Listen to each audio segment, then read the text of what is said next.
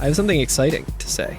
Ooh, I'm ready. I don't know if you guys are ready for it or not, but it's been a couple of years now. It's been a while since we've been able to say something of this gravity and of this, magnitude. But so we're on the high wind. Oh, we're on the high wind. We're back on the high wind. We're back on the high wind too. Are we on the high wind? We're on the high wind too. I think we're on a branded high, like a franchised high wind. It's like Subway, how there's local owners or whatever. Like this the is Dunkin' Donuts of the airships. Yeah, that's what this is. Just the Starbucks inside the Target. Yeah, it's not. Yeah, it's the Starbucks and the Barnes and Noble where it's not actually Starbucks, but they have Starbucks coffee. But the bakery items that you can get there are different. You can't get those at Starbucks, and that's what you really want. Like no cake pops. It's like those the Blondie Blast. I think is a Barnes and Noble exclusive. It's like those 5/1s that they build in town, like the kind of more expensive places to rent out, where it's like the Hilton at something at Rockhead or whatever, and you can rent a room there. This is the High Wind at the Shara. Yeah, it is extremely cute that Sid named it Shara after his his wife. Yeah. Where I was kind of wondering about that. I was like, oh, did they just leave that open-ended or anything? But then I think at some point in the multiple webs of dialogue that we're going to be going through this episode, he does mention that Shira is his wife. Yeah. Or he doesn't say it, but I think another person on the deck. Oh yeah, or it could be the guy in the engine room that yeah. notably doesn't have any chocobos, so what's the fucking point? You know what my least favorite thing about Dirge of Cerberus is? Having to shoot the gun. I hate having to shoot the gun. Yeah, I could do with more no gun mode in Dirge of Cerberus. Wish we could just have a chapter where there's no gun. You know how it's cool when Vincent just has to kind of run through a bunch of hallways and stuff? Imagine that. Imagine if they had that, but no guns or enemies or anything fun. Love it. So, yeah, last week we saw a nice little cutscene of Yuffie flagging Sid down as if he couldn't see her. Yeah, right. He gives this iconic smile. Yeah. His DreamWorks smile. Yeah, and we're just we're on the high wind or whatever the ship is, and we get to really bask in Sid's beautiful kind of southern twang. Oh, yeah. Oh, I love it. I love it. It's so twangy.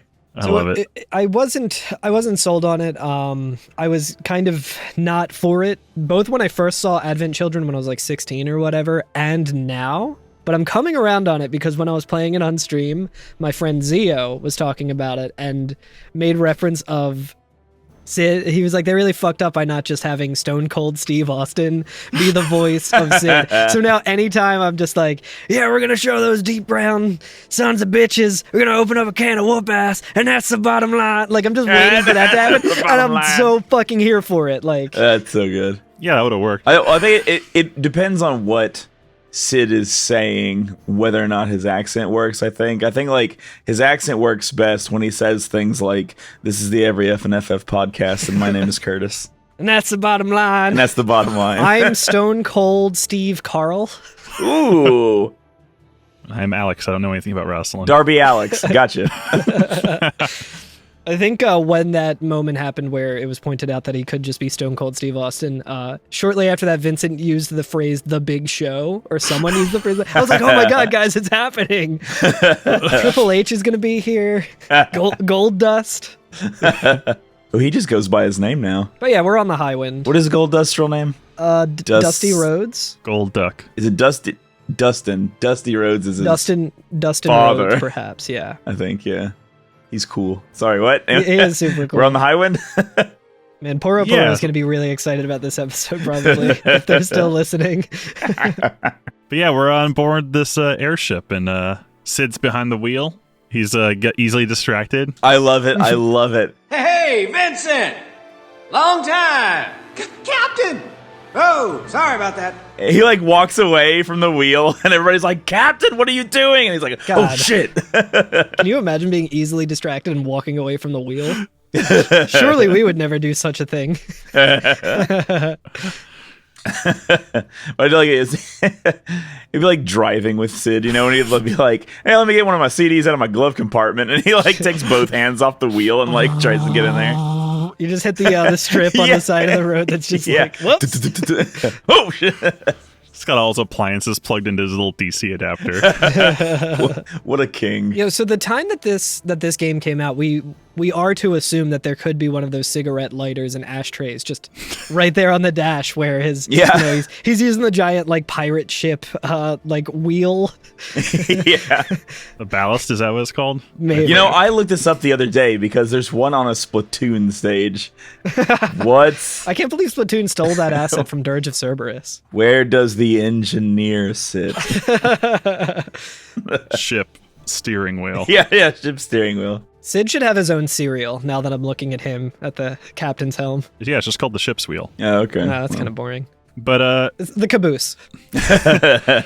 Sid's a little occupied. As much as I'd like to sit down and reminisce about old times, you'll have to take a rain check.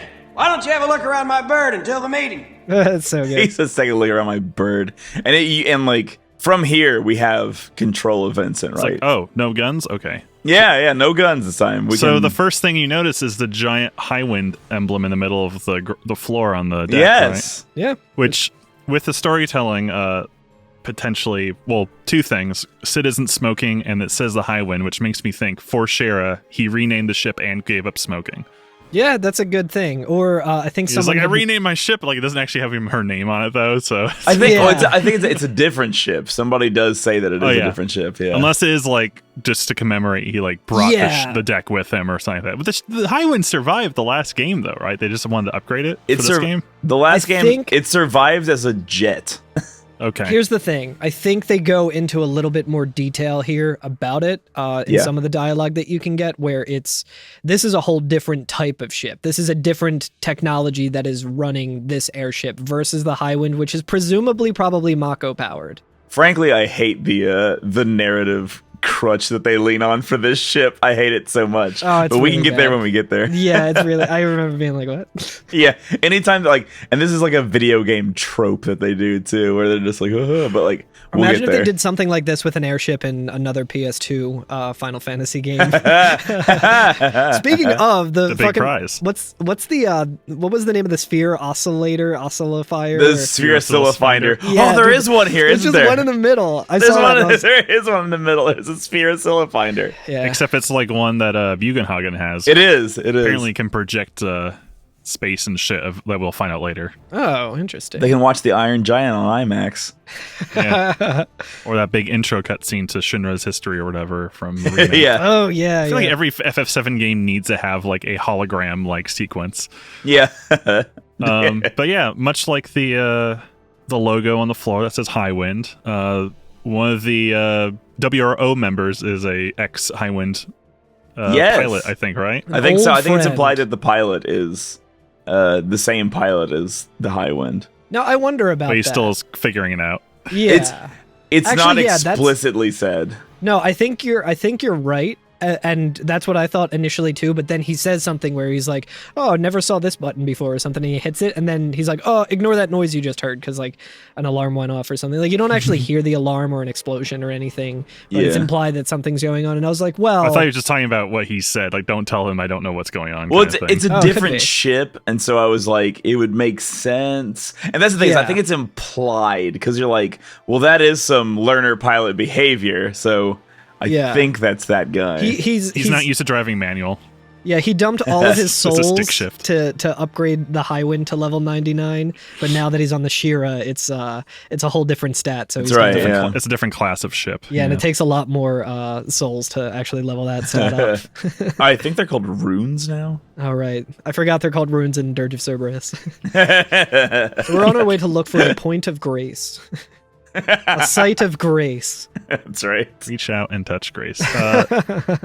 One guy here talks about Your own personal made. deep ground stuff, right? Yeah, so if you talk to one of like the engineers, I guess we'll just call them, sitting around at one of the various consoles, she kind of just talks about deep ground and goes into a little bit more detail about them and describes Weiss as Weiss the Immaculate. Like his full title isn't like Weiss the White or anything, it's Weiss the Immaculate, which again in context doesn't really sound that great when you have someone Sounds like eugenics to me.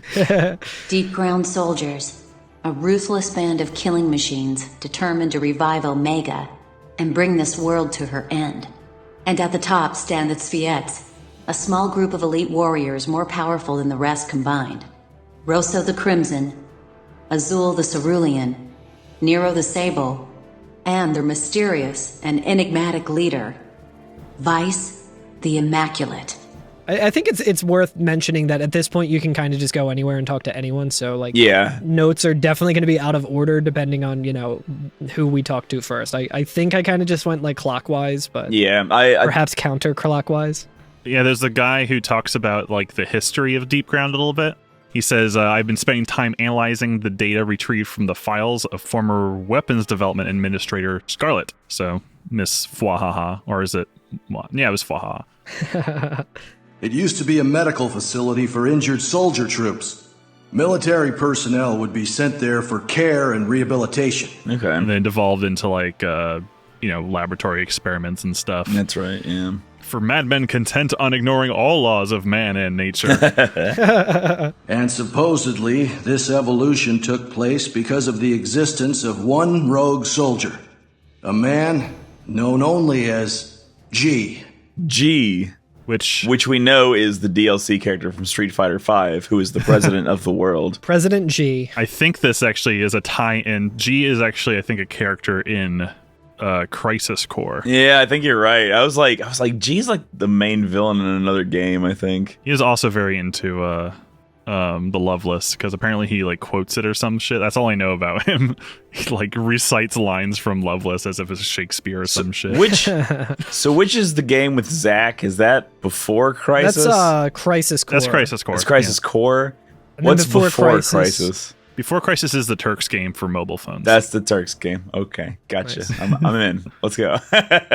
We'll have to cover them all one day. A lot in this compilation of Final Fantasy VII. Yeah. But yeah, that's G. I guess like G is like his DNA maybe was used, so he's like the kind of Neo Sephiroth, but like the soldier, a different kind of like super soldier or something like that. Or is it like kind of like Big Boss where they're like? I think it's more like Resident Evil where they have the Golgotha virus, aka the G virus. Oh. And the S virus, which is the Sephiroth virus. No way, actually, that would be the J or Genova. I don't know. It doesn't matter. Fucking Final Fantasy now, is the stupid. Golgotha virus, abbreviated as G virus, is a retrovirus in the progenitor family of viruses. Golgotha was developed by Umbrella. No, I'm just kidding. I don't. It's a retro G virus, which could stand for retro games. And if Final Fantasy VII's a retro game. If we put multiple G's together, we might get 5G, and now we are just fully through the looking glass here, people. Nice. Boko's real in this universe. Yay! Boko! Boko! Alex, have you experienced any Boko yet?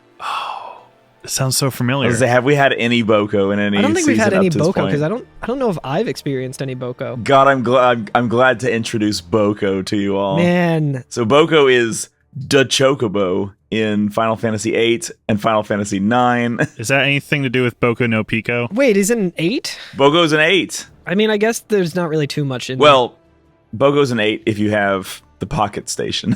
I don't even fucking remember. I remember the Chocobo game and that being something that I was just like, I don't feel like figuring Yeah, this it's out. boring and sucks. Yeah. It makes no sense.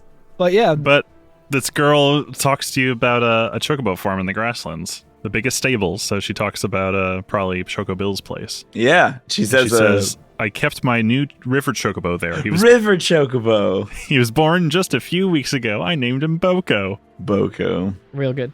Boko, a noble name for a noble steed. I can't wait until this battle's over, and I can go ride him off into the sunset. Yeah, Boko's like the recurring Chocobo name in these games. So I guess it's kind of like Mog or whatever. Yeah, which is short for Bobby Corwin. What? Look it up. Oh my god, what? I thought it was short for Chocobo. I look like a fool.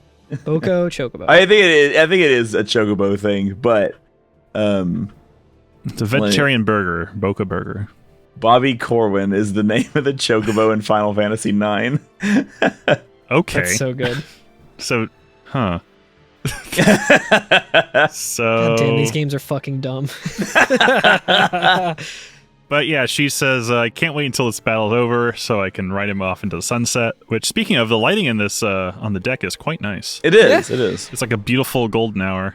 There's like some lens flare when you talk to Sid sometimes. It's very, very nice. Yes, one of the WRO members who just kind of like looking out a window like says how beautiful it looks, which is kind of funny because it's like in the low graphics. I was just kind of like it kind of just looks like a boring sky, like in He's looking at the wrong window. In the one area of Skyward Sword that you have to keep fucking going back to, where it's literally all just like brown and gray and just clouds. Speaking of the golden like color palette or whatever, I did write in my notes piss clouds, so that's probably what that was referring to. So that's about everything I think in on like the main deck, I guess it would be. Because I think to progress like this whole chapter is a little confusing because there's like no real indicator of like where you should go. Yeah. Everything looks the same. So I found out that you need to like talk to Yuffie, Shulk, and Reeve to progress things. So let's go check on Yuffie, I think, which is Yuffie's doing the good. She's doing the thing I like best about Yuffie. Shademp pointed out, if you look at the picture I posted in our chat, so each of these like airlocks acts as like a loading screen basically. So, and if you look carefully, you can actually see Yuffie floating outside of the ship, outside the window. Oh, really? I think I remember when that was posted on Twitter. Because it loads, it doesn't load the room, but you can see. You can. Yuffie's just floating outside of the airship. That's amazing. Just hucking it. Yeah, she's getting ready to throw up.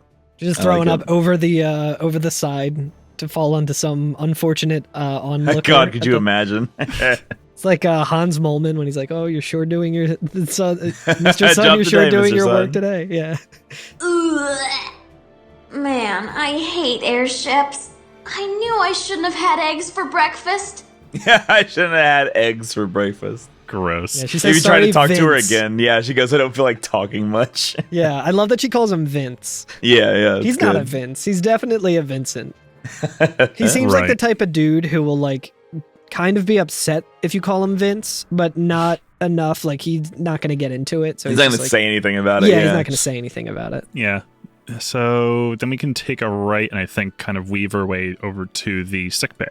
Yeah, you can either go right and stay on the floor that we're on, or take a left, and then there's like stairs leading down into the lower floors. Yeah, I think that's where like the garage or whatever the it is. engine where, like, room's down there. The garage, yeah. The car hole. The car hole. I think it's implied that that's where like the cavalry and stuff like that where people drop out of later. Yeah. But yeah, let's go. We can go check on Shulk, I think. Yes, Shulk is busy minting NFTs in her. She's jacking into the blockchain to take it down from the inside. She is. She is on Facebook Meta. She doesn't even really care about like NFT stuff other than she doesn't like the way they look. So she's like, yeah, I want to make these people suffer. Shalua is in the tube now. Yeah. Chalua is in the tube. Horizontally. And we now that we have full agency over our camera, we get to answer the question that we had last week of when she was laying in the tube, did they even bother changing the arm to be all like, disappeared or whatever? And it looks charred or something like that. No, it's like, it's a completely different model. Like it looks like it's just the arm portion of it's broken off. So it's just like the, I don't know, the input. Broken off, but it looks a little darker, like it kind of like sizzled out or shorted. They need to give her the arm that Barrett can equip, where there's just a cannonball on the end of it. Yeah. But she is. She's working on a computer, and like she's on the computer. She is on the computer, she's extremely on the computer. After the assault begins, the headquarters facilities will no longer be available. Which I think is just like, you can't go back to the areas you've been already. Like we need to make this our home base at this point. Yeah, which I guess is kind of weird. Is she talking about WRO's headquarters? I believe so. I would imagine so, but it's because it's already, I think, not really accessible. Oh, I guess it is because we were just there. Yeah. Now, what's funny about it too is that very much seems like dialogue that would be in like a JRPG or some other game where they're like, "Hey, like just so you know that area that you're used to going to is no longer available." It's like we don't have all of these hallways are one way.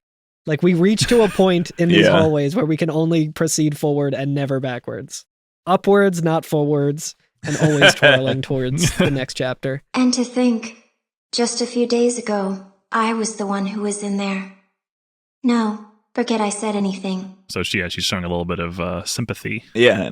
But yeah, Vincent asks what she's working on, like just typing away, and she's she is on the blockchain.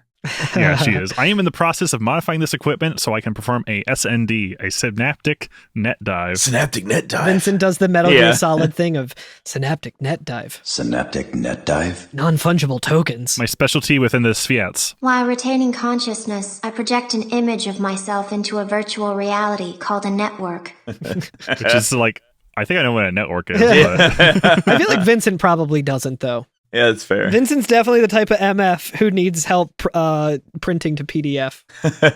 So, yeah, she says... I can also use this ability to negotiate with data on the subconscious planes of sentient life forms. Oh, is this what they're talking about, like, debating in the free market of ideas?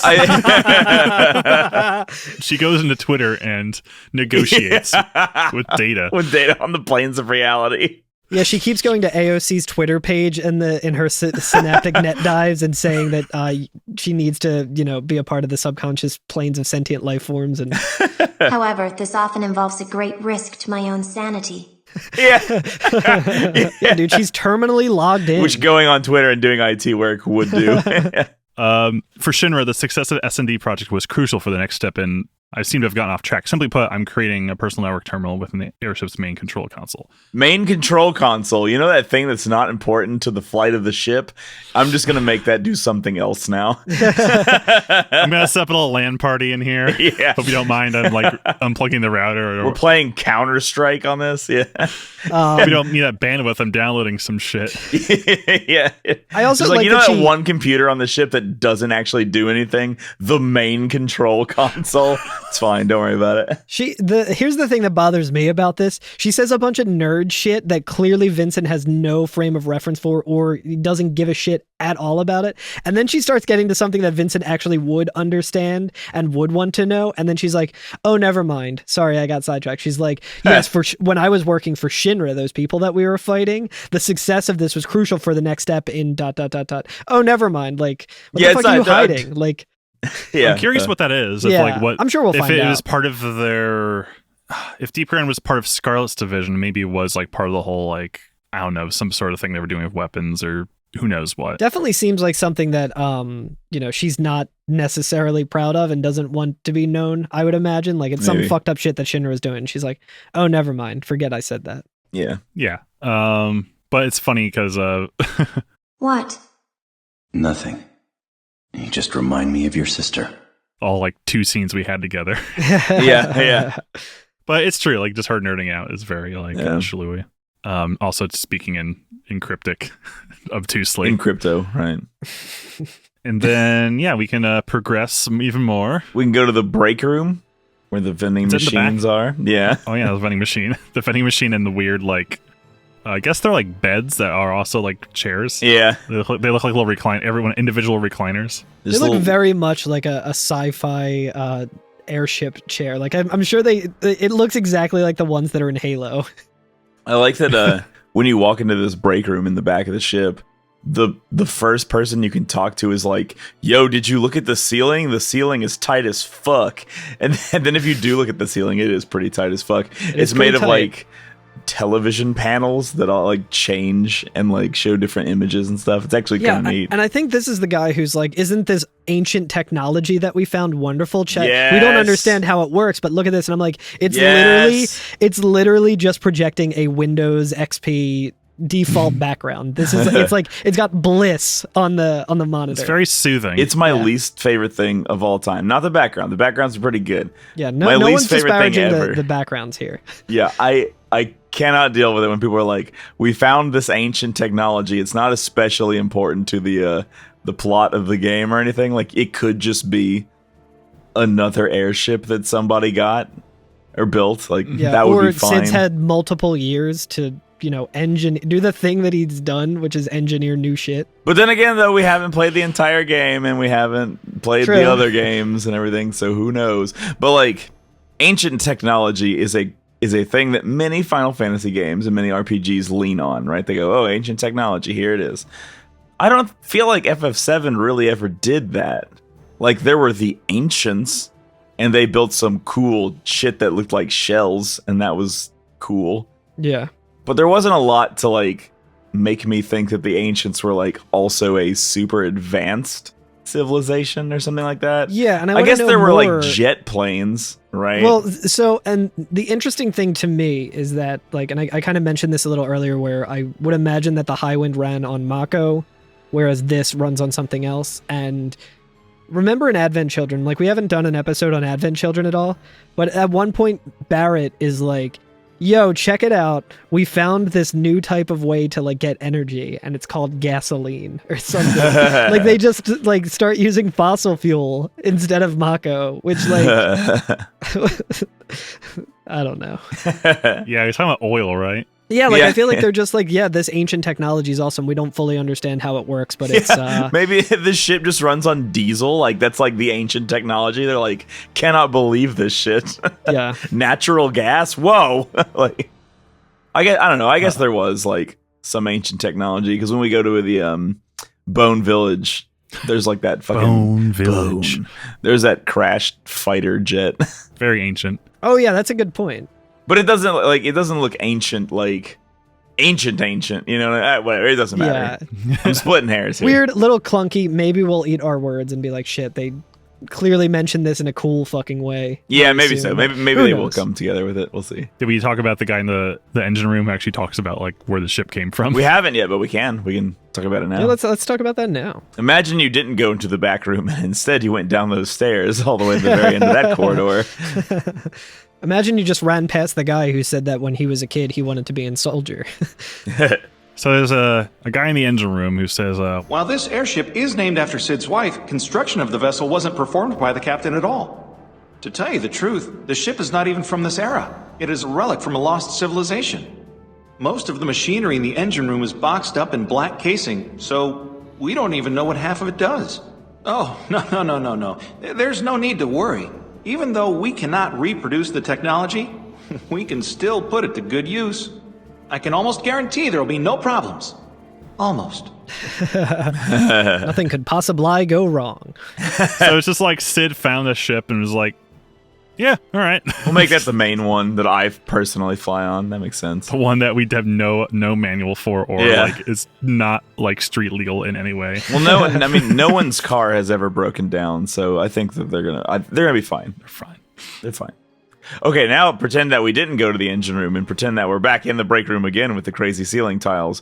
Reeve's also here. See, and speaking of Reeve, this got my mind spinning to something else that we'll probably have to discuss to some capacity at Is some it the point. thing that was posted on our Twitter? Yes. And I and gotta was look it gonna up. say I have that- to look it up right now. Hold on. No, I know. We need to look it up. We'll get to that in 1 second. But I'm saying, like, so they'll talk. Well, Ketchy shows up, I think, post cutscene, and we'll come back. yeah, to we'll this. talk about the stupid, weird, extra Reeve lore that we recently learned that is batshit wild. But in the same vein, maybe Sid has the same sort of weird power, only instead of it being used on Ketchy puppets or whatever the fuck, it's used on ships. So even though it's ancient technology, he can just he's an empath for technology, so he can just make it work. Thanks to Shulk's half of the data, I've been able to make more sense of the report. But I still require more time to piece together the fragments. I will give you all a detailed briefing at the meeting. I think after that, you are automatically forced into the next. There is a Peggy Hill in the corner. Yeah.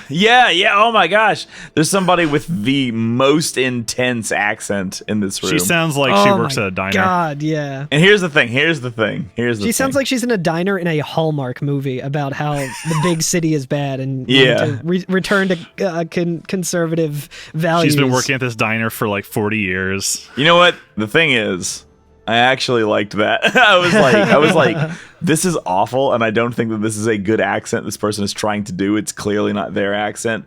I, but for one, am really impressed at how many different voice actors there are in this game. Sure. with Yeah, all these there's- extras. They could have easily been done in Skyrim and just had the same 3 people voice all the extras. I was gonna say it has at least a dozen more voice actors than the entirety of Skyrim, despite the fact that it is like 1/100th the size and scope. That Dr. Rui? She done gone sacrificed everything she had to find that there little sister of hers. But now she's I just don't want to see nothing like that happen to nobody ever again. And that's why I packed up and joined the WRO. WRO. If you think that is like really like us hoking it up and like really kind of exaggerating it, I promise you it is way more hokey in the yeah. They'll have heard the clips. I put that last scream that you mentioned last episode. We need backup. This game rules anyway. But yeah, after we talk to Reeve, we get pushed into I guess a briefing, right? We do, yeah. It automatically takes us there. I while we're talking about that, I think one detail that I forgot to mention is when we see Shulk working, it looks like she's just working on screens with like the Windows blue screen of death. Like there's like 7 monitors around her and they all have that. I'm like, that's probably not good. But Sid's giving us a pep talk, right? You know what? I actually do like. I don't know if I like it or dislike. I think I like it. I think I like it about this game. I like that Vincent does kind of feel like an outsider still, in the way that like during this I was like, did anybody ever really tell us straight on that we're assaulting Midgar? Because I know that like before we went to Nibelheim, Reeve was like, I know when we got back he was like, yeah, I'd like to know what we're facing before we attack Midgar. And I was like, oh, we're attacking Midgar? That's the first I've heard of it. All right, sure. And then I think it's weird if you haven't played or don't know anything that happened between the original game and this game, but the fact that like Midgar is basically like a skeleton. There's no one living there except for an edge. Yeah. And Deep Ground is basically just living under Midgar. Yeah. Because that's where the where Ketshi was sneaking around. But like this big like assault that we're gonna do on it that has been planned and has like people, like there's like a ton of people ready to go on it. Sid's got like a full fleet of airships to do. Like Vincent's just kind Everyone of along is prepped and ready, and then Vincent's just like, wait, what are we doing? Yeah, what are we doing? we're going where? He's the friend that when you're on like the way to the bar, you're like, oh shit, dude, we forgot to call him. Who wants to call him and like let him know where we're going and that we can't give him a ride? Well, he doesn't have his phone. Yeah. That's it. Whose fault is it, Vincent? Well, like, yeah, we're getting ready to prepare for this like really. He's just got 99 thing. Voicemails just clogging up his phone, and it's like, hey, Vincent, here's all of the questions that the guys at the Every FNFF podcast were asking about what's all the stupid shit in this game. Here's it explained succinctly in this voice message, and we can never hear it because we can't access his phone. They're just constantly following up. Hey, circling back on this. Yeah. Per my last voicemail, we're attacking Midgar. Are you going to be there? We need your help. Yeah, but now he is here, but he never listened to those voicemails. So he's like, wait, you're what? And they're like, yeah, we left you messages. Like, we figured that's why you were here. We had fucking Shulk go all the way back to Calm to get your fucking cell phone because it's the only way we can reach you, dude. And you still haven't listened to them? We'll find out about that, yeah. Oh, did that not happen yet? God, my brain sucks. There's like 2 halves, yeah, we talked about that. But it does feel like the Rogue One in which, like, except we're coming from the other angle, which is like how we got the info about Deep Ground or whatever. Yeah. And like this is Vincent's story. Like there could be a whole other game that just takes place on the other side of this conflict that we just don't know about. Yeah. So speaking of, like, Sid's given a whole, like, a lay down of the plan, right? He does. He says our old buddies and the remaining WRO squads will lead the ground assault. And the scene changes over, and we see the good boys and gals in the truck. Yes! Hell yeah. But Barrett and Tifa are in the truck on the ground driving toward Midgar, and I was like, oh, there they are. There's my homies. It's super badass because the 2 characters are super badass that we know and love. However, the dialogue here is unnecessary and kind of took me out of it for a second. I'm fully just like, my nostalgia's, popping off. I'm like, fuck yeah, Barrett and Tifa, they're in their Advent Children like models and stuff. This is so cool. They look so good too. Barrett is driving and he just goes, all right. He does his iconic all right. And then Tifa goes, yeah. Yeah, and she just goes, yeah. And I'm like, imagine if you're like with your homies driving into battle and like shit's about to get real and you're amping yourself up and all you can say is all right and then yeah. It's literally like the Mr. Burns like, yes. Like Mr. Burns, you're home early. Yes. But yeah, they're driving one of those transport trucks like all of WRO has, and Cloud pops out the back on his new bike, which we now know is called the Fenrir. Fenrir. Yeah, which is a recurring he talks to thing in Final Fantasy, right? Yeah, Fenrir is in several games. Fenrir. I mean, it's also a myth, right? Like a I Greek think it myth or something. starts in 5. We'll see. Perhaps. It's named after it's named after a wolf. Yeah. Which makes sense because his Advent Children outfit has like a little emblem of a wolf on No, it. it's got hella wolves. I'm pretty sure he also has like wolf like earrings or something. Oh yeah, but yeah, it's time to go. Fenrir and does a little dropout, and now Cloud's leading the way of the onslaught. We see all these little like transports leading to Midgar on the horizon. Yeah. Cool little FMV. I like how at one point it kind of shows Yuffie as like, I think they're all kind of like watching and seeing this happen, and Yuffie's just got an ice pack on her head, which I it goes really back to, relate to. Yeah, it goes back to the high wind, and we see The modeling is good because it literally looks like a bag of ice that she's holding by a string, like a little tea bag on her forehead. Yeah, She just filled a Crown Royal bag filled with that's ice what it and looks just like. had it on her head. It's a very It's a good hangover touch. cure. Yeah, it's a very good touch. Yeah, and so then Yuffie says, while we launch our attack from the air, kind of continuing the thought of Sid talking about our homies on the ground taking charge. Yeah. And then what happens? I think Shulk does her SNDs nuts. Oh, that's right. We see Ketchi and Shulk hanging out, all the short people hanging out in the computer room. And Ketchi says, "Take it away, Shulk." And Shulk puts on her Vive. Yeah. She puts on her Labo VR kit. But she does a little countdown to her synaptic net dive. She goes. And then thus begins another FMV in which I think she's merging, I guess. Like, she's compiling all the data we have, but has to do like a real showy thing of it. Yeah. And a Oscillospheric Finder turns into, like I said, a projector. Yeah. But she's basically like tapping into like the fucking collective unconscious or some shit.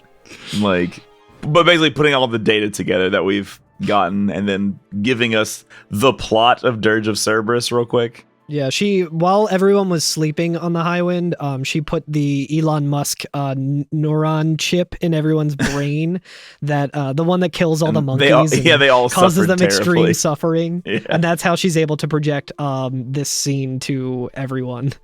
Yeah. We hear a voice, like while this scene is being projected, we hear like a disembodied voice. It's not one of the voices of one of our characters speaking, right? It could be Lucretia for all we know. Could be. Yeah, that would make sense, I think. If it's her reports or whatever that we're trying to learn about Yeah. the whole... Which is weird that we're kind of like, that this is information that WRO needs to know. Because like for all we know, we're just taking out Deep Ground. Do we need to really know like the whole like mysteries of the universe to like give that context? I guess, because I guess they're trying to awaken Omega, and this is kind of like... This is How like... they'll do it. Yeah, because like it starts out and the voice tells us that like not only do people die and return to the life stream, eventually planets die and they return to a more cosmic life stream or whatever. Like, Yeah. It does feel very similar to Bugenhagen's like his PowerPoint where he's Yeah. talking about like Watch the little Lego man die and turn into a tree. yeah, exactly right. where like they're doing something to make the Earth think it's dying kind of thing. Yeah, Which is very similar to what Sephiroth was doing. once the planet is going to die, like the way that it is able to project life back out into the stars to find like a new home or whatever is through this contraption.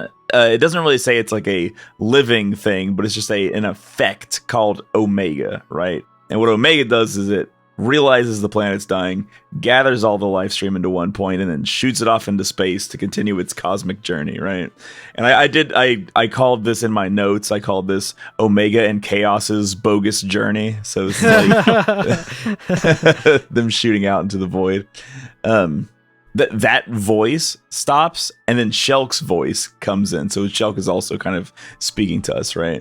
And she says Omega is the same type of life form as the weapons. So like the weapons that we fought in FF7, they're part of this system. They were not Omega, but they're related to it. They do a similar thing. And that makes sense because like... Yeah, they were like the defense of the planet that was trying to... Yeah. So like obviously Omega's thing is kind of like, I guess if the weapons fail and, like life forms, all start ceasing to exist, then Omega is like the final thing that comes of this. Yeah. Yeah, I'm trying to like think of, let's see, Sephiroth was trying to create a wound big enough to gather all the life stream to one spot. Yeah. Yeah. And this plan is to like kind of force Omega into thinking that the world is ending. Yeah. Yeah, exactly. And suck all the life stream up that way. Yeah, because Shulk does say, she says that that Omega is the final weapon, which is given birth when the end of the world is imminent. She calls it a elaborate safety mechanism designed solely to maintain and protect the flow of life. So basically, life can continue on even if the planet is no longer there. Honestly, it's pretty fucking cool. It's cool. I actually think that works out pretty well. It makes it seems kind of. I like the kind of subtly biblical.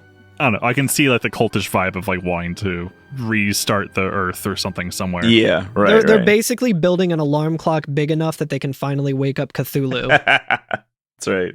Just usher in the end. Omega times. goes off and it's just like that.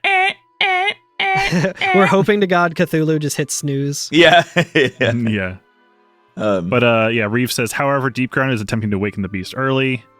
Thus all the kidnappings. Yeah. Which what we saw Ketchi doing. Yeah, all the people being fed to that creature. We kind of already knew that from and speaking of, the next cutscene is Ketchi's turn to offer some data by downloading his information into the drive, because it's we see a little him put on the we see Ketchi put on the little VR helmet, which is very cute because his whiskers go a little spring away and he just starts waving like he can't see his hands or something like that. And we hear the screams of I think the calm container we saw, like we were just talking about during that mission. So imply that he just offered his reconnaissance. We hear the screams of 1,000 wailing souls. We were just stones in the river of time. By slaughtering thousands of innocent souls, they are creating a pure life stream in order to trick the planet into thinking the end is near.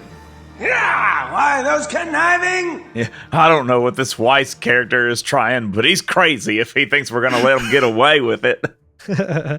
They're just committing a small, tiny genocide, so that way a bigger, more awful genocide can happen. Yeah. There's literally no way to slice this where it's not extremely fucked up. Yeah. But Reeve gives us a little more like actual plan detail and says that there's a Mako Reactor 0 in Midgar that's actually like below Midgar, and all of the other reactors are now feeding it, right? So like the ones that we saw from FF7 have all been rerouted to this Reactor 0 underneath Midgar. Our objective is to destroy 1 through 8 and slow the reanimation process.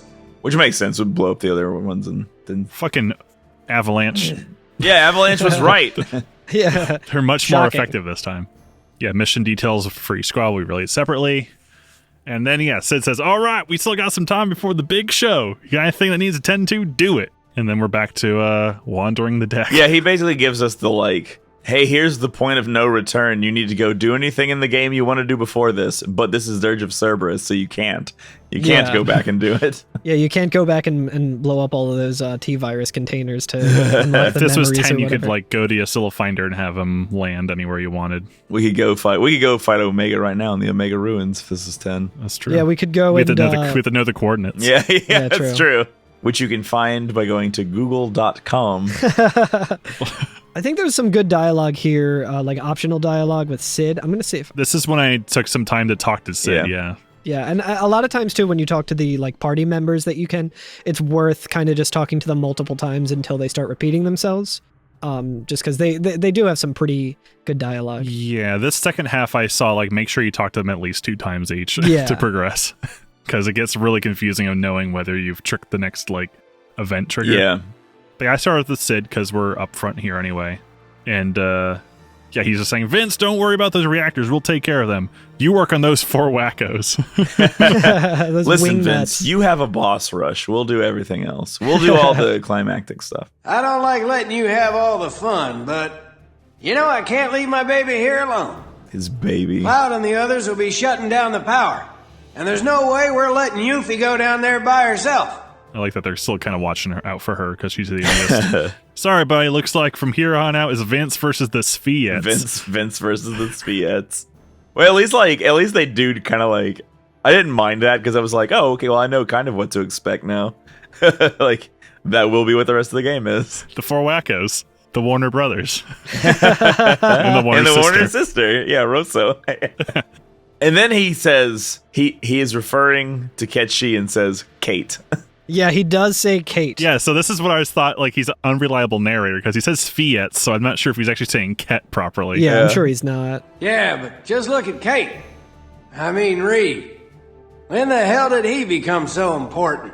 And the thing is, what's really funny about that if we are to believe like, oh yeah, he's just saying it wrong because he's only read it, like I don't think, or he just refuses to say it properly or something. Yeah, I think it's like a meta commentary maybe about in the same way that like J.K. Rowling, and by that I mean Hatsune Miku, had to, when writing Harry Potter, write in a way to pronounce Hermione because everyone was pronouncing Hermione incorrectly, so she just had like the guy with the Russian accent say it wrong so that she had to pronounce it. I feel like it's kind of the same thing, because like you would think that if he introduces himself, he's like, hey, I'm Ket Shi, and everyone's just like, oh, Ket Shi, like they would spell it wrong, but instead he like it's spelled correctly, but he says it like the phonetic way. It's very strange. So he maybe says Kate Shi is why I'm imagining him say it, like, but it's not Kate. He wouldn't say Kate Sith, I don't think. I think he would say Kate Shi, if anything. Kate Shi. Kate Shi. Recently, I have been playing through FF7 in Japanese, right? And all the characters have their Japanese names or whatever, and it's in Japanese even. It's very clearly Keto Shi, like it's Ket Shi, right? So like it's not that like you. I feel like you could make a case that like, oh, it's Kate Sith in this, right? And like Sid says Kate and everything like that, and I'm like, but it literally is even pronounced Ketchi in the Japanese. Like that is how he pronounced it. Yeah. And so like my headcanon for how this goes is that Sid's voice actor was like all of us, right? Not aware of how to pronounce that and just said Kate. And then probably it was like, was that right? And whoever was like recording was like, yeah, it's fine. Yeah. Or whoever was recording also didn't know. Yeah.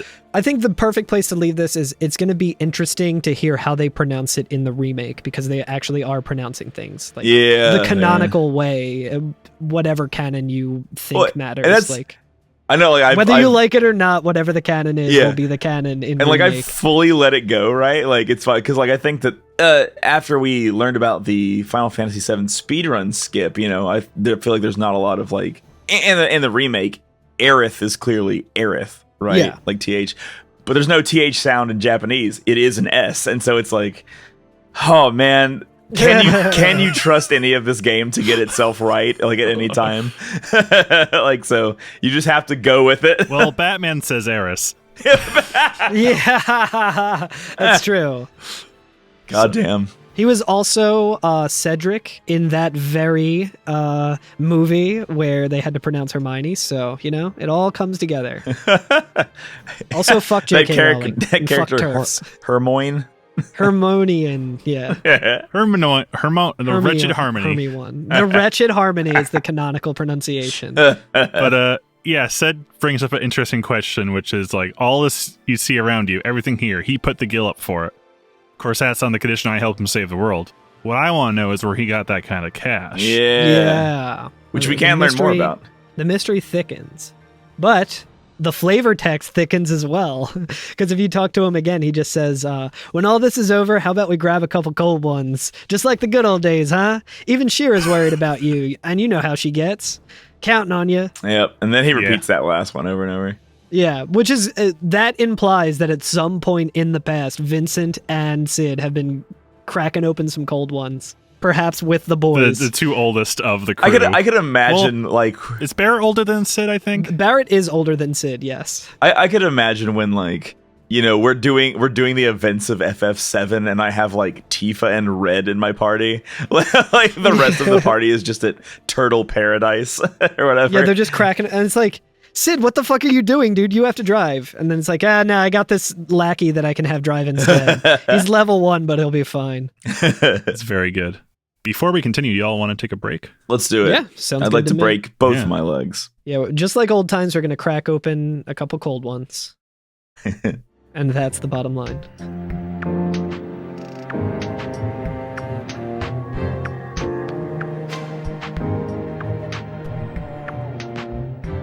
Those were some delicious cold ones we had just now. I think I'll crack open another.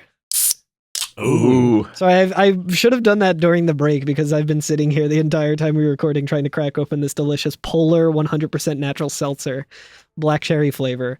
I couldn't find a good time for it, and then that would have been perfect. I'm imagining Sid and Vincent just like hanging out at the bar. That's well, I guess it wouldn't be at a Seventh Heaven because the plate fell, but well, there's the new Seventh Heaven. That's true. The Edge branch. Do you think, like we were looks much discussing, more I think, gentrified and lost a lot of its charm and goofy shit on the walls. right? But It looks like one of those like fake pubs that shows up in your like college town or whatever. yeah. You were talking about on stream, Carl. We were discussing. Do you think Vincent could hold his liquor, or does he just like go to sleep immediately after one? Yeah, I was saying that he either is a dude who like can put it down like Andre the Giant and not feel it at all, or he's a dude who drinks one beer and is like just fucking sloppy and messy and like a Jersey Shore. I almost said character. they are real people. He goes full JWoww on everyone. Being a horrible like unaging monster, his metabolism will just like it doesn't do anything. Or like I said, my theory is that he blacks out, but chaos just kind of takes over and walks home. He becomes quite the situation. I have been watching Jersey Shore with my fiance, and it's been fucking amazing. That show is a time capsule, and I highly recommend everyone go back and watch it because it is something else. It is not what I expected it to be. Also, my fiance was like, I really think that JWoww in some horrible fucked up universe would play Tifa in a live action movie, and I think it would be perfect. And it would, because she's just constantly like beating the shit out of people. yeah, Tifa, instead of like being like martial artsy, is just like wailing on people with these like big over the top haymakers coming down on them. Hell yeah. But we can go check in on Yuffie as well again. We can. Which she has some really good, kind of good story dialogue. Did you hear? They attacked Wu Tai as well. Thanks to my dad and the Wu Sheng. Things didn't turn out as bad as they could have, but I'm worried about my old man. He's not as young as he used to be. He's gonna have a heart attack one of these days, if not give me one. And then she says, yeah, you talk to her again, and she says, now if I was there, Dad wouldn't even have to put down his Mai Tai. What? I could take out Deep Ground with one hand tied behind my back.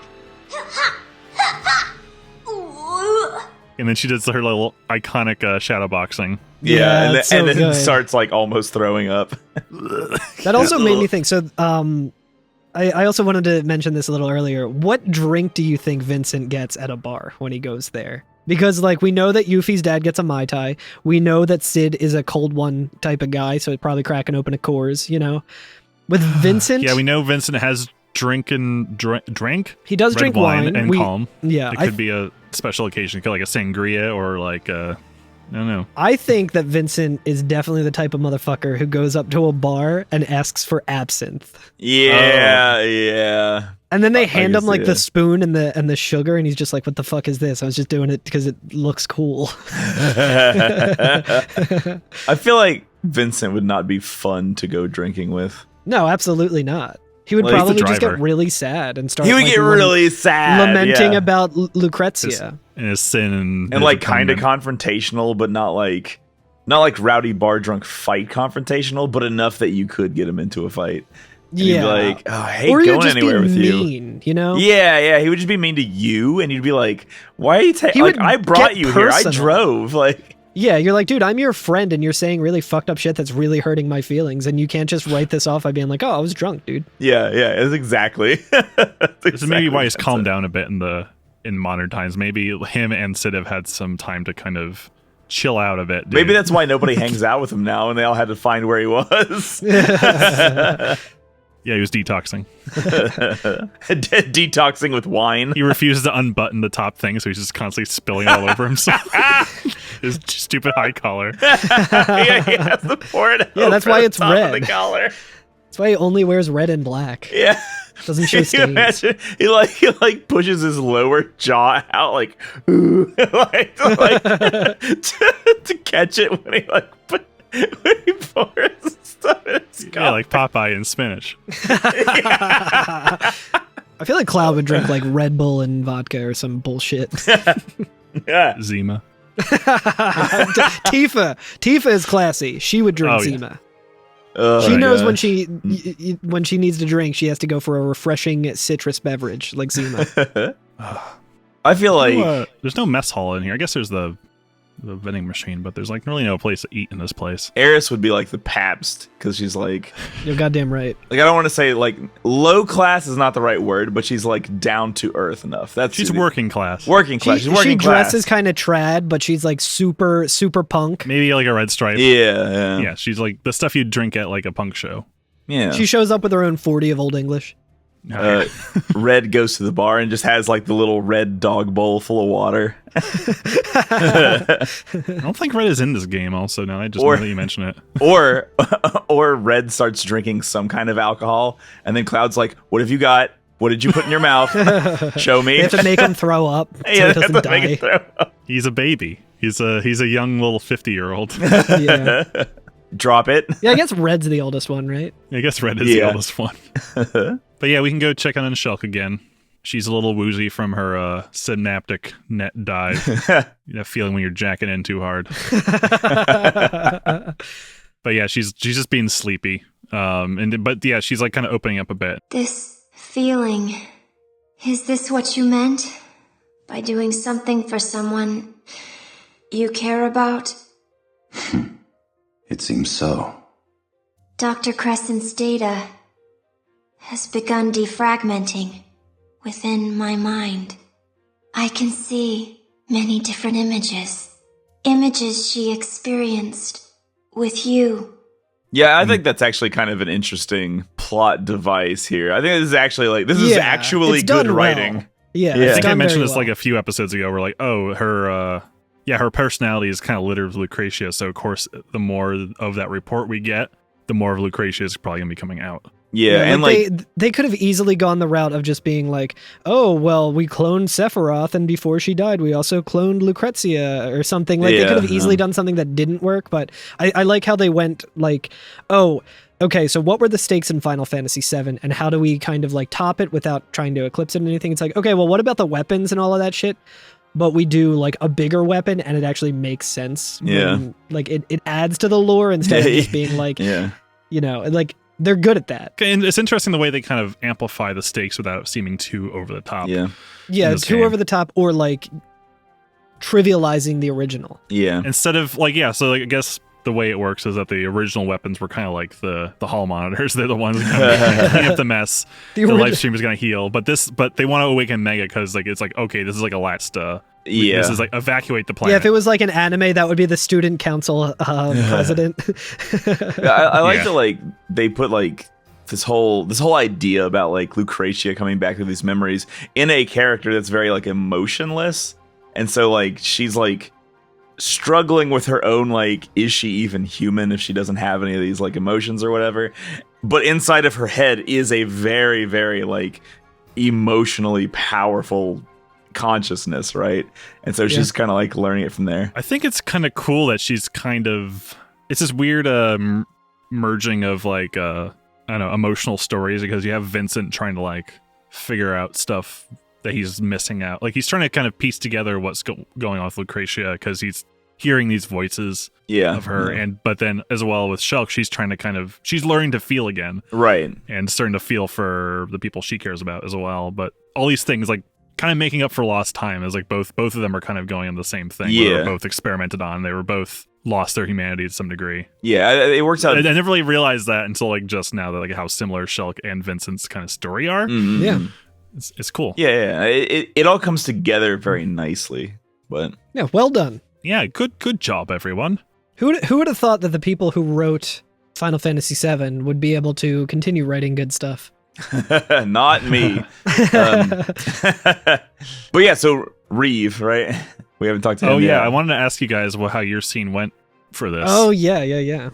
That's right. Yeah. So you meet up with Reeve, and he's on the other side of the room this time. He's sitting in a different chair. He's getting a little wild with it.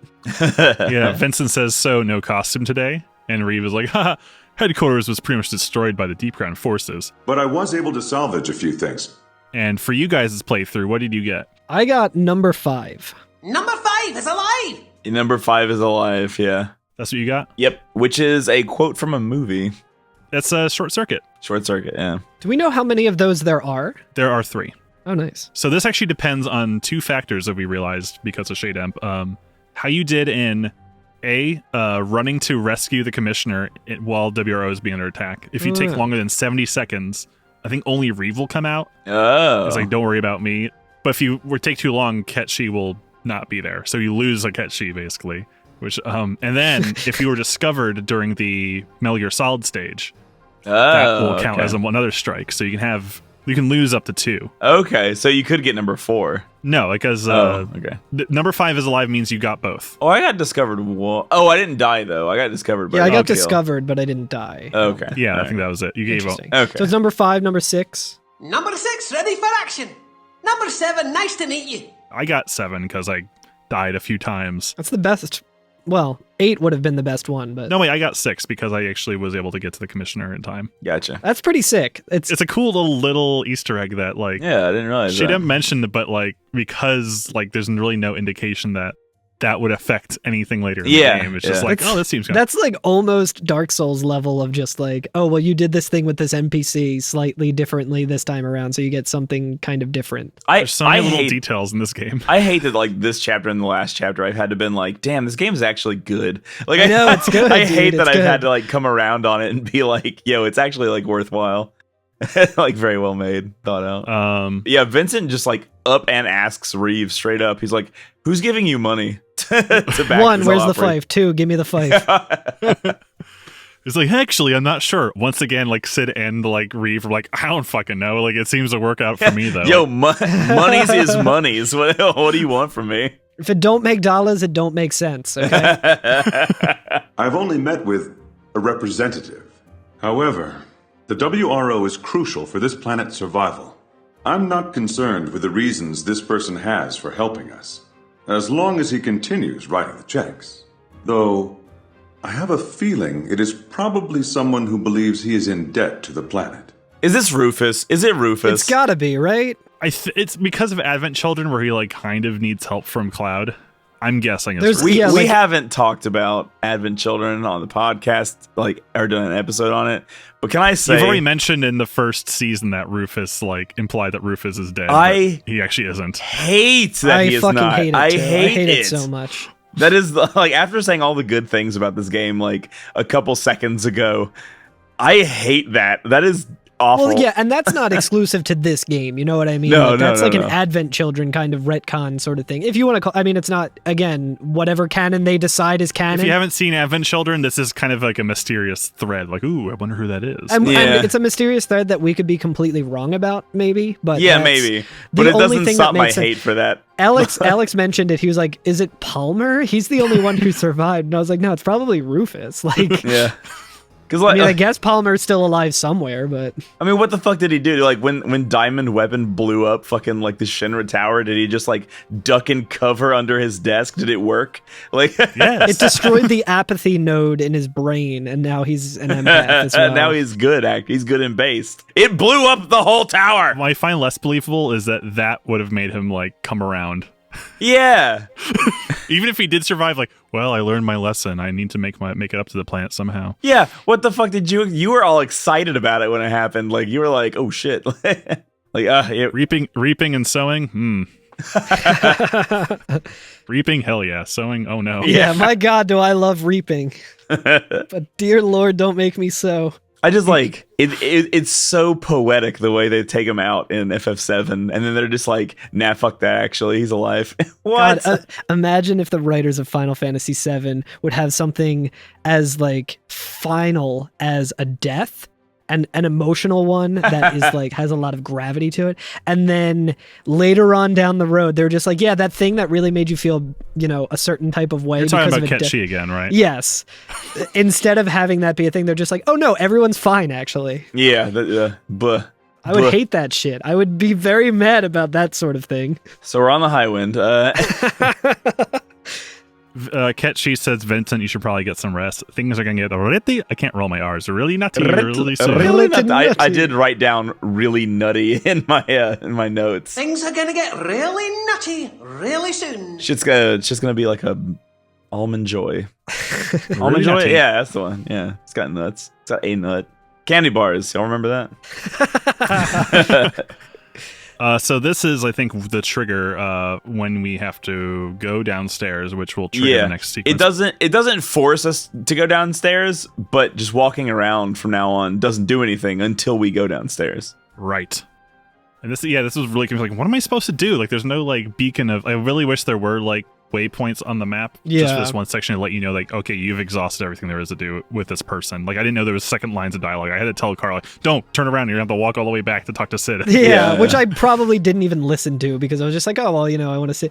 But like the way that the airship's laid out too, it makes sense. Like it's good for like what the ship is. Like it makes sense in universe of like how you would navigate through it, but in terms of like gameplay and having different people on different ends of the ship and stuff, it's like very clunky because you run down one hallway, you go down some steps and stuff, and then you're like, oh, there's no one here that I need to talk to, so now I need to go and make a if right. They even where like I color coded the hallways, it would have been a little more stimulating, I think. Yeah, like if they just have like one stripe, like you are in this deck or whatever. Yeah. Like, just like 3 more assets for each section. The of ancient civilization that created this ship didn't have time for that. They should have done what Alex did in his Animal Crossing village and just color coded everything with how to get to Nook's shop or the museum. Oh yeah, I do that. Yeah, that was so good. Waymarkers are really handy. Hell yeah. Love that shit. So we go downstairs towards the engine room again, and Vincent gets some real heartburn.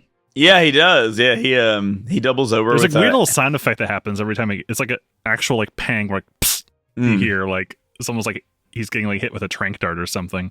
He doubles over with acid reflux. You need to figure out how to mod this game and then make just a ROM hack of it that doesn't change anything at all. The only thing it changes is that noise to like a fart. So like Vincent grabs his chest and just like. But he's in this hallway, right? Like he's in a hallway going down to I guess that area where like jumps would happen from or whatever. He's like in a little airlock kind of. It's not an airlock, it's a hallway, but it's like an isolated hallway. Yeah, and I think this is the hallway where if you had gone to it at any point before this, there's a guy standing there who's like, "Sir, they told me not to let anyone through, sir." Yeah. Like a very nervous guy who like doesn't want to fuck with Vincent, but is also like, it's you can't come back here. Go talk to Yuffie 7 times and then talk to me. But yeah, he like clutches his chest, right? And he hears Lucrezia's voice say Vincent.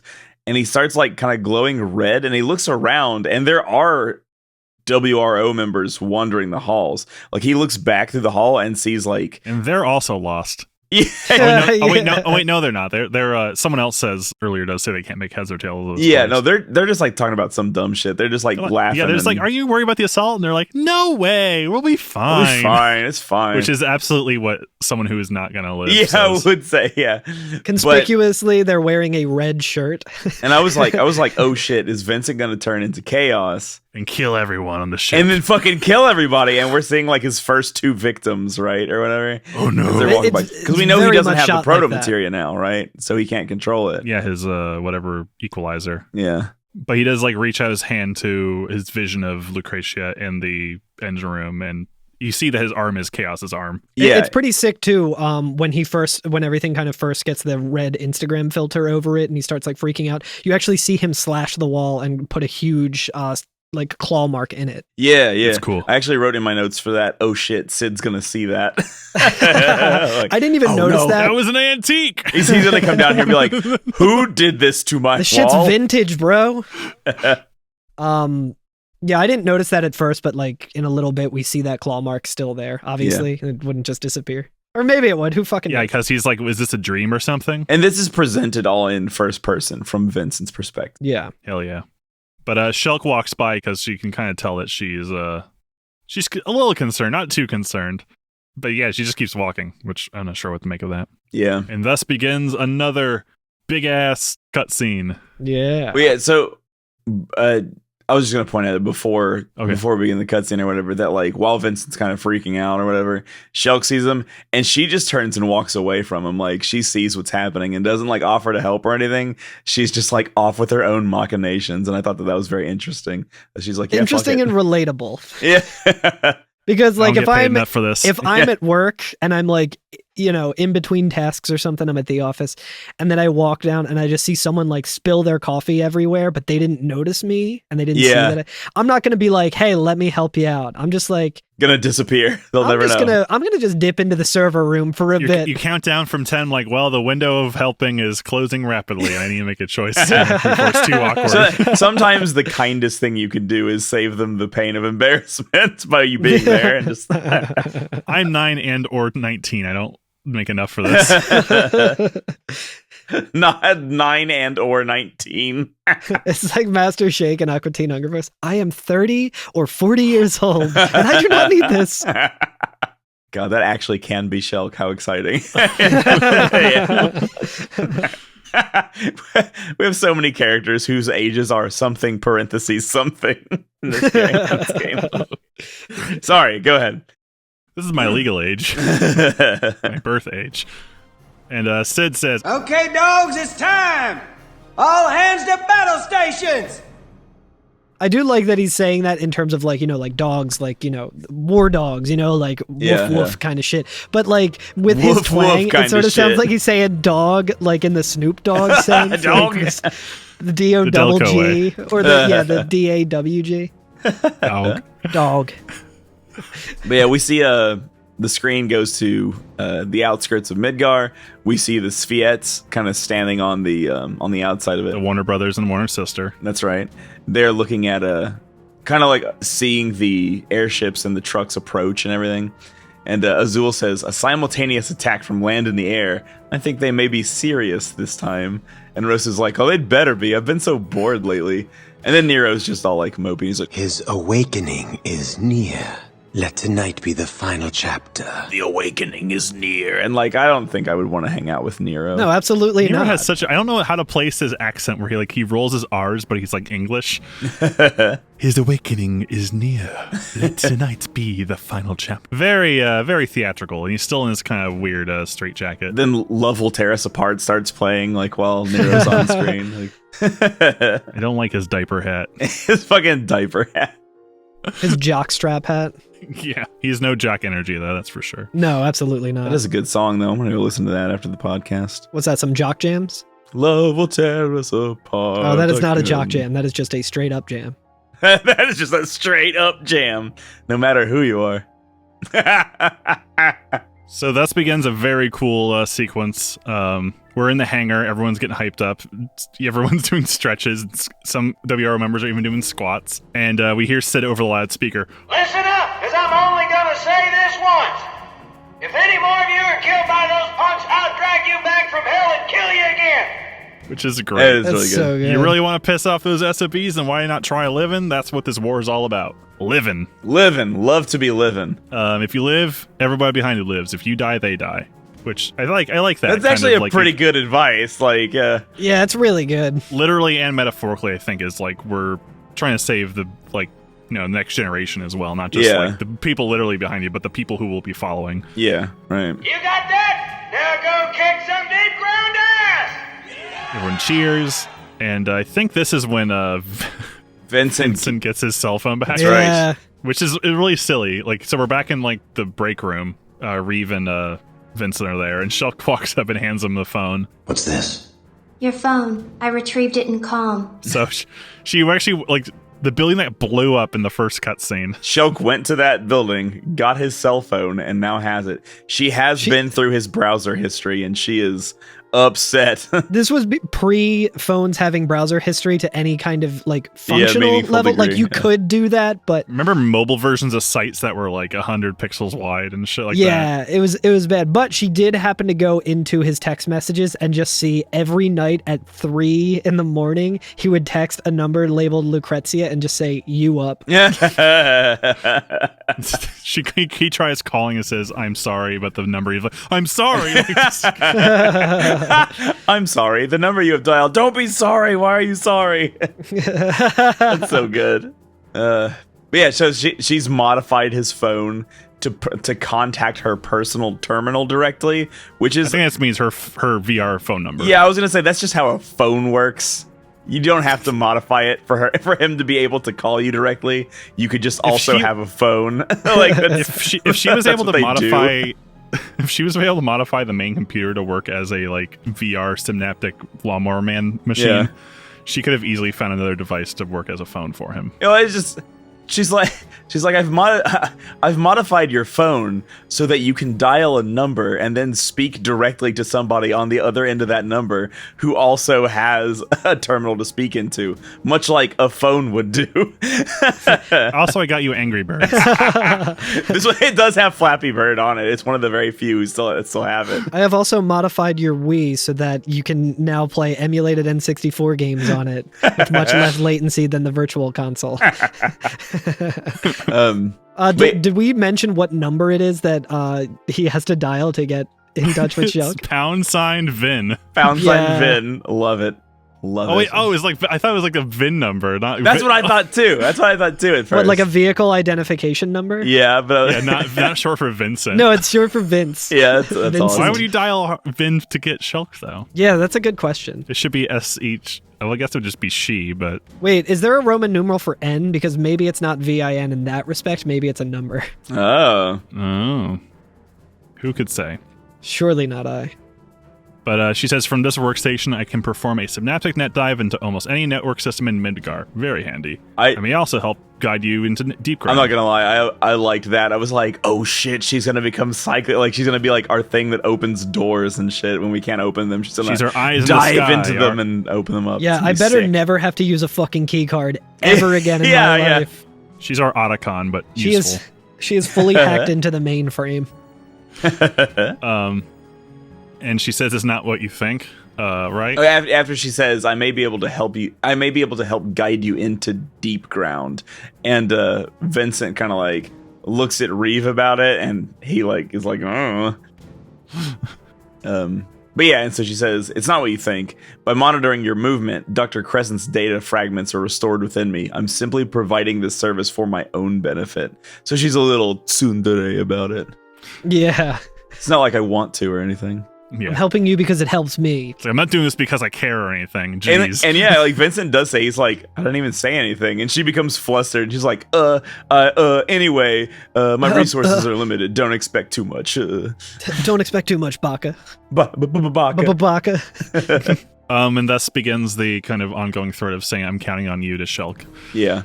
Yeah. Because, Vincent says, I'm counting on you, Shulk. And yeah, she says, I've never actually been counted on by anyone before. So yeah, it's the whole thing where she's just like tossed out by Sviets, and then we're taking her in with open arms like any anime. Fucking Tomodachi! Reeve is being real cute, like kind of like talking to Shulk as if he doesn't realize that she's like actually supposed to be like 19 years old. Yeah, right. Yeah. He's like, well then, can I count on you to keep an eye on the airship while we're away as well? He has real Seymour Skinner energy.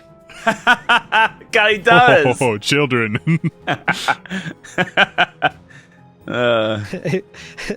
Yeah, like he would go up to Shulk and be like, do you find it funny that Azul is at home right now crying like a little girl? Actually, it is kind of funny. But he's used to talking to children soldiers, so I'm assuming he's just kind of just getting back into the rhythm. This dude loves children soldiers. How do you know it's a high wind without an H?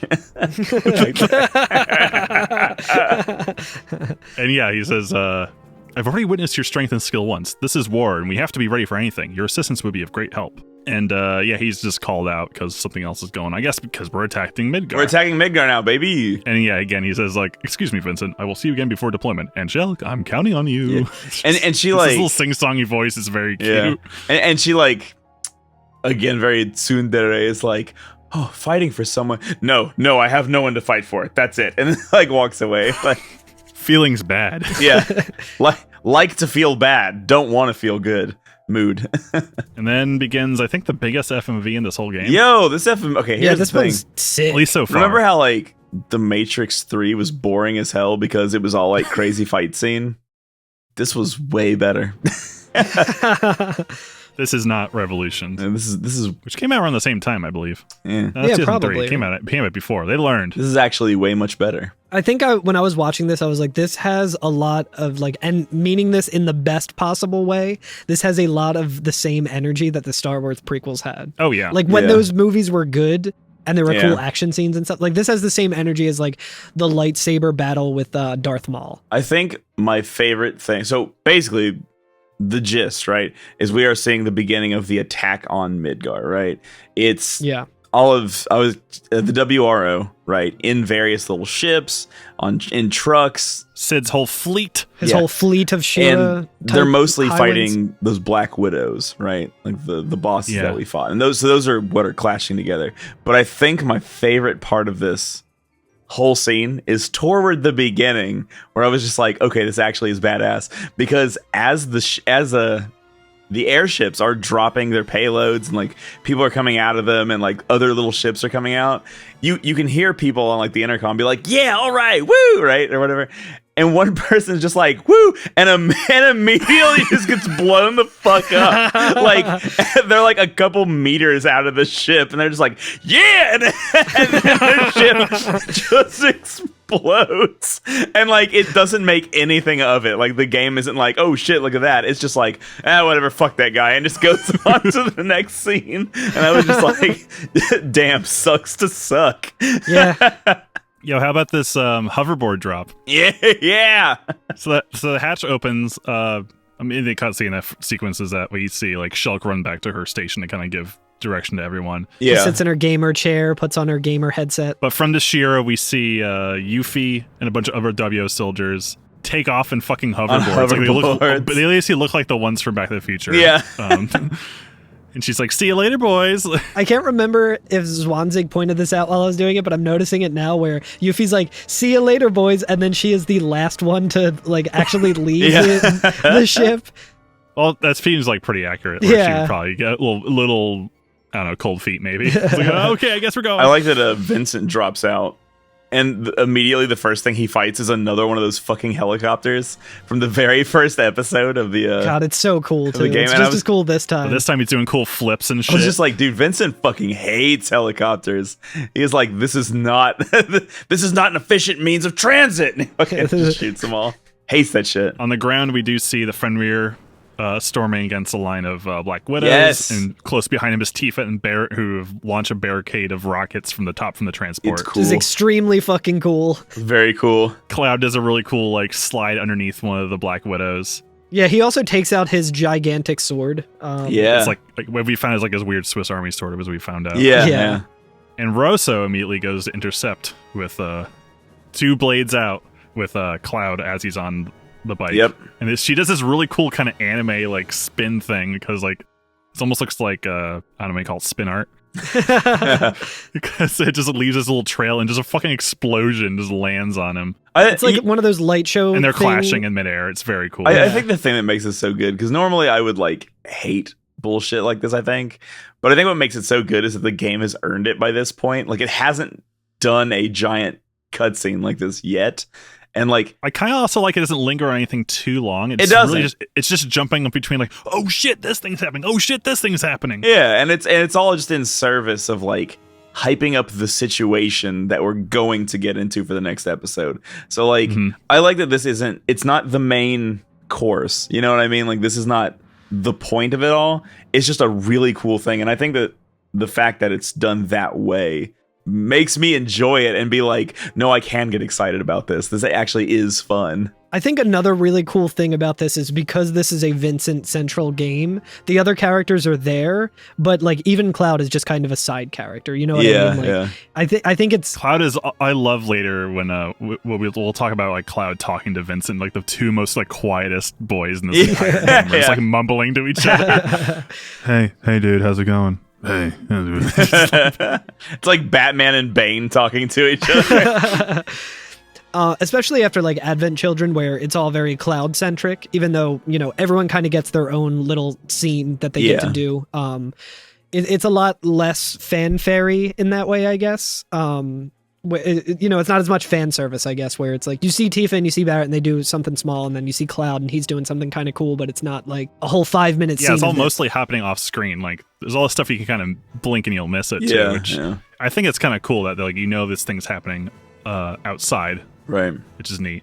Yeah, I know Azul fires his fucking Gatling or giant cannon at an airship, which causes it to like drift and collide with the Shira, causing one of its engines to basically get lost. Yeah. Things get real nutty real fast.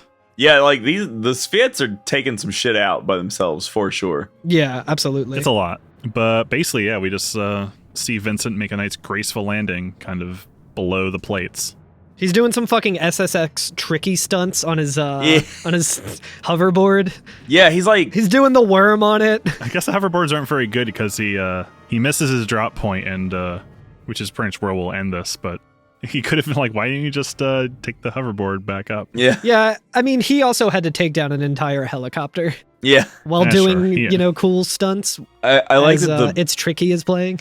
The position that he ends in, though, like when he finally is like done sliding around and everything, and he lands where he's supposed to be, and he looks at the Shinra Tower off in the distance. It's like very well scened. Like, you know what I like? It's a cool rhyming, like it rhymes with the original game in a way, but instead of seeing like the shining, glowing green and blue Shinra Tower, now we see it completely almost destroyed. Everything's in ruins. Yeah. And red is all it has, red and dusty overcast. It's really cool, kind of. You can kind of see the plate as well, like the destroyed part of the plate. Yeah, like I feel like that image. It's a cool parallel. Yeah, I feel like that image would be like a very nice, like airbrushed promotional image for this game, but it's like just part of the cutscene, and I was just like, you know what? I hate that I'm into this. I like it's such a very like, yo, look at this cool shit scene, and I was like, that is kind of cool though. Like that's actually very cool. Like I hate that. I just love it. I think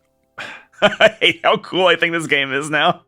It's just reminding me of all the things like why I liked Rogue One. It was like, man, they're like doing these things that kind of allude to the thing I like without having to like completely retread it and like show you.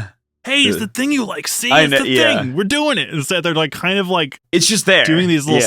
It's like the setting exists, and here are people that you know going through it. Yeah. Because of course they would be, right? Like of course they would be there for that. Yeah.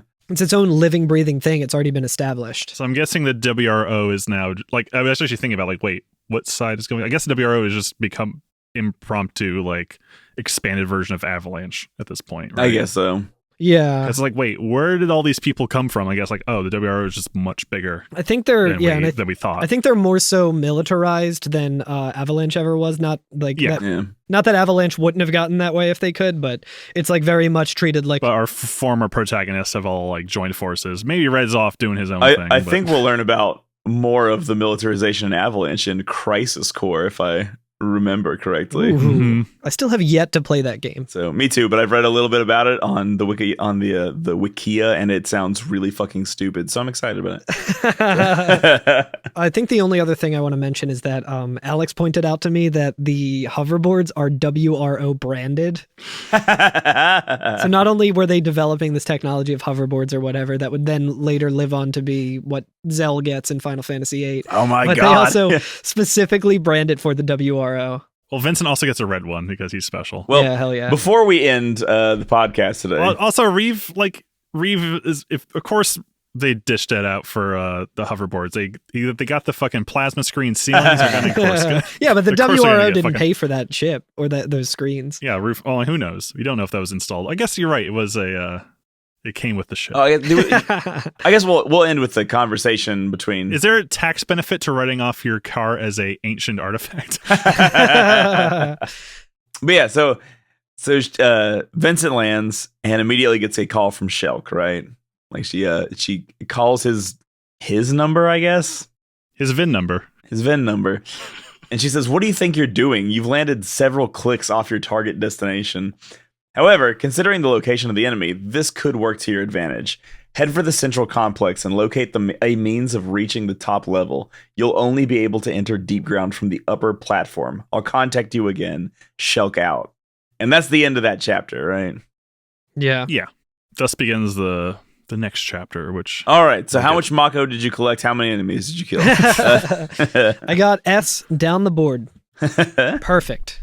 But... there really should have been like a score, like how many people you've talked to. How many times did you have Yuffie talk about the Mai Tai? I just realized that we said we were going to talk about something this episode and didn't talk about it. Oh, what was it? So what's the deal with Reeve and Ketchi? Right. So I can't find any information about this other than something that was tweeted at us. Curtis, do you have that tweet up? I do. I have the tweet. I would like to give credit to. I would like to give credit to the user as well. So thank you very much to @thestrifeisrife. Great fucking Twitter handle, and also great information. But they dropped a what the hell is this even? It looks like it's like an excerpt from like maybe like a strategy guide or like a game manual. The reply mentions, I think, where it came from. The Ultimania. Okay. I have a stance. I mean, still important. Again, whether you like it or not, they are going with the canon that they are going with. So. Yeah. So there is a little. It looks like a newspaper article in the FF7 Ultimania that explains. I don't even want to. I can't even say it. I feel lame by saying it. That explains how Reeve can control Ketchi, and he. I can't even say Reeve is a magical He's got magic powers. He's got magic powers.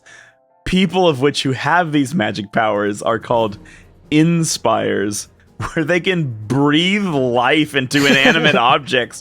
What? Reeve can do what? Just a fucking detail that maybe should have been mentioned in any of the fucking games where we've had this guy like as a part of our crew. It doesn't okay. Hold on. Here's the thing. It's video games, right? There's no need to get upset about video games. I don't want to turn into like fucking one of the early YouTube video game reviewer like shouty guys, because that's annoying. Nobody likes that. Because it's video games. It doesn't matter. But I will say there are many, many, many scenes in FF7 where that makes no fucking sense, right? Like, we know that we are talking to Reeve through Ketchi when he's on like the high wind, and it's like, oh hey, by the way, I just walked into a meeting with Heidegger and Scarlet. Listen in on this. I'll just send the audio through to you so you can hear it. Right? Yeah. That Ketchi is not. Do you know that's actually what Reeve is saying, or do you think that is Ketchi like? Is he speaking like literally from the first person? I mean, he's. Or is it literally Reeve speaking through Ketchi, like he's on the same audio feed? Well, the party can hear Scarlet and Heidegger talking. Well, that's what I'm saying. If they're feeding the audio anyway, who's to say that wasn't just Reeve talking from the first person on his end versus Ketchi on well, I think that is what's happening. I think Reeve is talking. And but Ketchi is still able to operate on his own. But Ketchi is not even is an actual living, breathing being of its own consciousness that has life into it. That's so fucking stupid. Yeah, it's. I think the Moogle is mechanical. Maybe the Moogle is what Reeve is speaking through. But then who? There's a great fan art of where Reeve is wearing the Moogle costume like he's a fucking mascot, like he's with a little radio controller. The point is, Ultimania is stupid. The thing is. So Reeve is breathing life into inanimate into inanimate objects. Yeah. So he's just got a bunch of stuffed animals of this Ketchi. Okay. Because for a second I was like, wait, he's controlling living creatures. But this is why Reeve is not married and does not get dates, is because they go over to his house. He's got a bunch of anime body pillows. Yeah, he just has so many of these fucking like cat animals, and they're just like, I don't know, man. He's got a fucking army of Beanie Babies that are just ready to fucking drop any intruder. He's just got 100 Supersonico figurines that he's ready to breathe man after my own heart. Okay, yeah. So in the Dirge of Cerberus guide, it says that Reeve is known to fans as the master of Ketchi. He has used this likable animatronic cat to spy on Cloud's Avalanche group. So it's mechanical in this one. And then, for some reason, on the wiki, it says, in Dirge of Cerberus, Final Fantasy VII is revealed that Reeve controls Ketchi mentally, which I'm not sure what implies that besides that they just exist in the scene together. Yeah, I mean... That his hands are full, so I'm assuming, like, okay, he just controls them mentally. Yeah, I mean, I guess unless they explicitly state it, it's just an assumption, but who knows? We haven't finished Maybe it's just another synaptic net dive from the Shinra company, and he just implants his personality into the cat. My headcanon... Known as an inspire. God, that's fucking dumb. My head... It's fantasy. Yeah, my headcanon of how Reeve controls Ketchi, right, is that Ketchi is like an Alexa. or like so an what, Apple it never Home. Fucking works? And that, yeah, and that like it can do things by itself, kind of. Like, it can kind of get the job done, and you can just be like, I would like to do XYZ, and then it'll go, oh, okay, I'll print you out directions. And so similarly... I found this on the web. Yeah. So similarly, Reeve can do things with it, or he can just kind of leave it on shitty autopilot when it's with like Cloud and the gang, and like it'll do fine. It's fine. Ketchi, play Despacito. The Moogle's mouth just opens up. Oh, this is so sad. I do like seeing Ketchi in a helmet. It's very fun. Yeah, it's very good. Again, the model is so good. I love the look of him. It's like if you didn't know anything about FF7, Ketchi in this game would be very enjoyable. Yeah. Well, I saw a streamer do a first playthrough of Final Fantasy VII Remake after never playing any Final Fantasy games, and was very much over the game at that point. Was like, this is all just anime bullshit. I thought people said this was good. I don't fucking care about any of these characters at all. Had no emotional attachment. And then in Final Fantasy VII Remake, when there's like, I think it's like when the plate is being dropped. Spoilers, I guess. There's a scene where like Ketchi comes running out. Like you see like the cat, and he like looks and gets like all sad looking and shit like that. He does this whole damn it all to hell thing. Yeah. Like, and from Planet of the Apes. And the streamer is just like, the fuck was that? This game fucking sucks. Yep. Number 5 is alive. We'll get to how I feel about you, Final Fantasy VII Remake. You just wait. We'll get to you. Have you beaten it yet? You haven't even finished it. No. Good. I've tried multiple times to beat it. No, I don't blame you. Just play Persona 5. I do like Persona 5. That was a good game. Have you played Strikers yet? I have not. Anyway, I think that's it for this week, right? Next week we're going to be doing this mission, the mission that we just dropped into. Yeah. This episode ended up being quite longer than I thought it was going to be, because I was like, like it's mostly there's absolutely no gameplay. It's kind of chunky. I mean, yeah, there's a lot to unpack. I knew like this because how we end up like extrapolating a lot more from the plot stuff than we do from the gameplay. I asked some questions that will probably be answered in 2 episodes. We start turning all of our own headcanon into like our actual memories of like what the plot is about, and we're like, yeah, you remember this podcast will be used to create a synaptic net dive later. Every time someone listens to the podcast, like I feel curses of emotions coming through me. I am not going to jack in. Thinking of things we felt, Carl. Oh yeah, go ahead. How about that burger? The elusive burger. Oh yeah, it's. How about that Wawa I think burger? it'll be one more elusive week because we did go pretty long today. I want to talk about that extensively. I see. Okay. Well, we're all available Thursday night for recording. Carl controls burgers with... I inspire the Wawa burger. He inspires them. I'm a burger empath. Or does the burger breathe life into you? Did you ever see a burger that can breathe life into you? I'm done with you. I'm done with you both now. So next week we're dealing with Sector 7 all the way going into, I guess, working our way through Shinra Tower, I think, if I recall. I haven't been playing my Dirge of Cerberus on stream for the last couple episodes. I'm gonna have to get back into that. I have to do that this weekend. You better. I guess I'd best. I'm gonna start speedrunning Oracle Seasons again. I thought you were gonna say Dirge of Cerberus. No. I did watch the tutorial for how to do like the infinite jumps though. It doesn't look too bad if you remap your controller. Oh, nice. Are you talking about this game? Yeah. Yeah, the scope floating. Yeah. That's actually pretty cool. I watched through the little instructions there, and I was like, you know what? Those are really good instructions, and B, that doesn't seem too bad. Yeah, it seems like a lot of fun. Yeah, I'm gonna give that a try. You'd better. I hear my cat screaming at me through the door. My mic won't pick it up, unfortunately, but... Well, are we ready to do the weekly gag? What's that? I don't know. Where we disguise the credits as some kind of like activity that has to do with the episode that we just watched. Do you want to crack open a couple of cold ones like old times? Oh yeah, I would love to.